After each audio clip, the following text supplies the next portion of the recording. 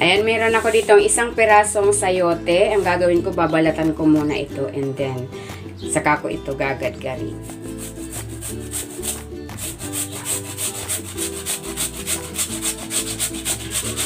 Habang ginagadgad ko ito, kung hindi ka pa nakapag-subscribe sa aking channel, please subscribe at i-click mo na rin ang notification bell para lagi kang updated sa aking latest recipe. Ayan, patapos na ako dito sa sayote.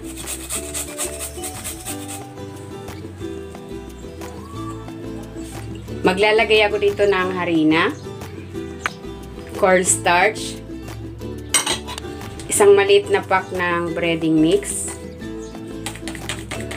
Ilalagay ko na rin itong carrots, sibuyas, dahon ng sibuyas, garlic powder.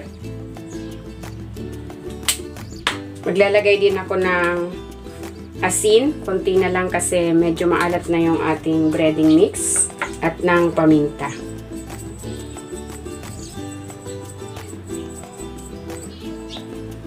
Haluin ko na.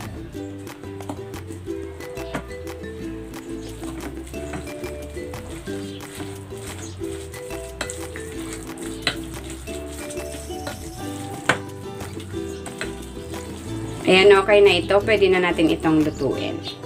Ayan, nagpainit na ako ng mantika. Masasalang na ako. 1 tablespoon ang aking panukat.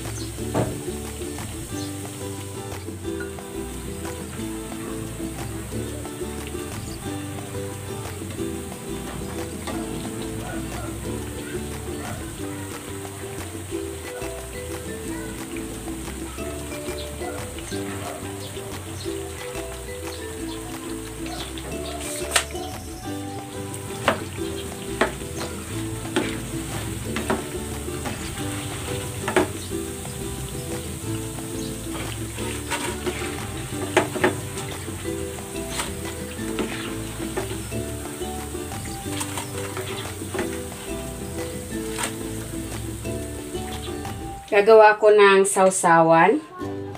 Lagay natin tong suka, sibuyas, bawang. Maglalagay ako ng asukal, asin, paminta, at ng sili labuyo para may konting anghang. Haluin natin. Ayan, okay na ito. Ito na, ready na itong ating sayote bola-bola.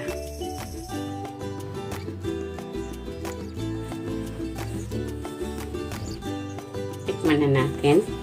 Yan, isasawsaw ko muna dito sa suka.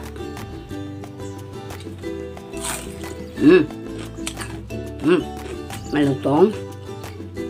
Masarap. Bagay na bagay dun sa suka.